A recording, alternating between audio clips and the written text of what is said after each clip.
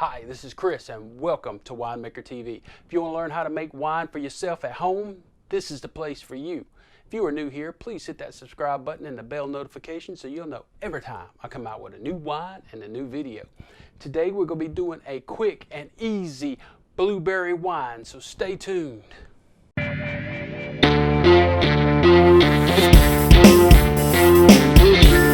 Blueberry wine is going to be a 1 gallon batch, and it's a really quick, simple, and easy, just a handful of ingredients. It's like what we call a country wine. I'm really digging this country wine vibe thing, and that seems to be the most popular videos I have, so I think I'm going to focus on my countryness and make some country type wines and focus on that because that's what you guys want. So today we'll be making a gallon of blueberry wine. So let's go over what you'll need. First off, what you're going to need is a vessel to brew it in. So we got I have a 3 gallon food grade bucket. It's my fermenting bucket. And you can see I got it labeled how many gallons. I got them, marked them off. So if you have more than say 2 gallon bucket, just go 4.5 cups of sugar. This is going to be like a table wine, a dessert wine. So it's got a little bit more sugar than I normally put into it because I'm making it for my wife mainly. She likes a little sweeter wine. So 1 gallon of fresh water, not spoiled water, but fresh water. 3 pounds of blueberries. These are wild blueberries. I mean, using a Red Star. You know, I'm a fan of Red Star. Premier Cotes de Blanc.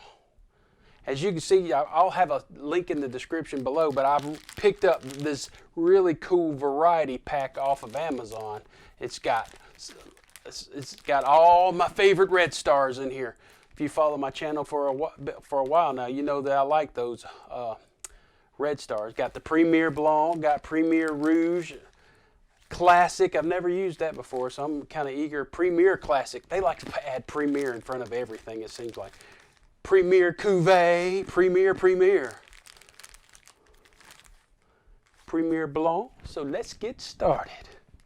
You're going to need yourself an electric kettle. You can either heat up your water on the stove, but I found the quickest and the easiest way is just to heat up. This thing holds a liter of water, so just heat up your water in an electric kettle and then pour it over your fruit and your sugar and just stir it up. And this, like I said, this is the quickest, easiest way I have found to heat up your water when you're making, especially with the 1 gallon batch, because you don't have to heat up this, just a little bit. So get yourself an electric kettle, tea kettle. We're going to add all our solids into our fermenting bucket. So we're going to add the whole 3 pounds of blueberries to our fermenting bucket. And before you do that, go ahead and start your water to getting warm. And then I've already added, I'll add in 4.5 cups of sugar. See what that looks like. All right, we're going to add our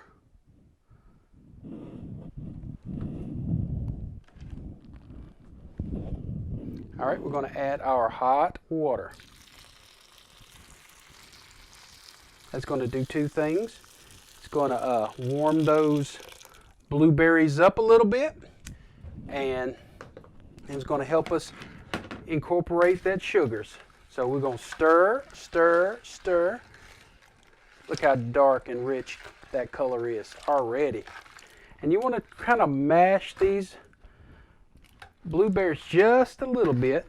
Got to get them to release their juices, because that's where the flavor comes from.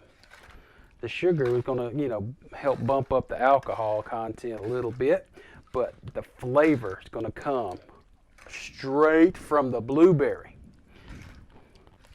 So I like to just, while I'm going, just kind of drag it to me and smash them against the wall just gently. So I'm going to finish this up and we're going to be right back. Okay, the next step is that we're going to finish adding the rest of that gallon of water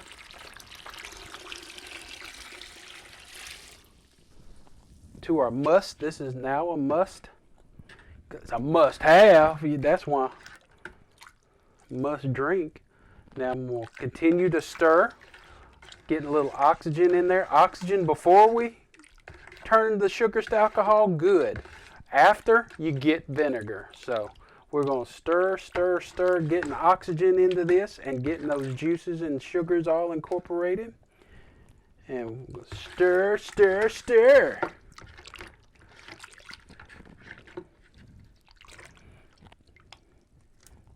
All right, we're going to keep stirring and we're going to let this must cool down to a room temperature, anywhere about 70 degrees.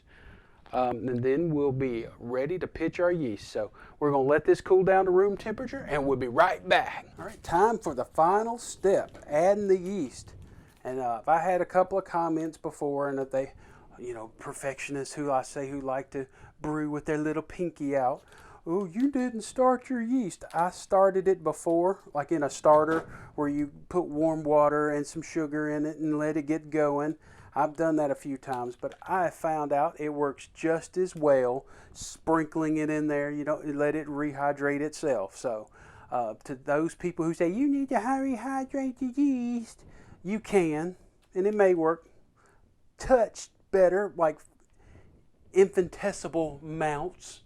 So we're going for the quick and then we're going for the easy, and it's just as good. So just sprinkle it over the top. Give it just a little swirl. And that's what it looks like. You can see the yeast on the top. And like I said, it's perfectly fine just to sprinkle yeast on the top. If somebody says, oh, you need to rehydrate the yeast, you go, just tell them you rehydrate your yeast. This is how I do it, so be quiet. All right, so we'll be back to wrap things up. How I make a blueberry wine. The fermentation should start in a day or two and last up to 7 to 10 days, maybe a little longer depending on the temperature that it's sitting at.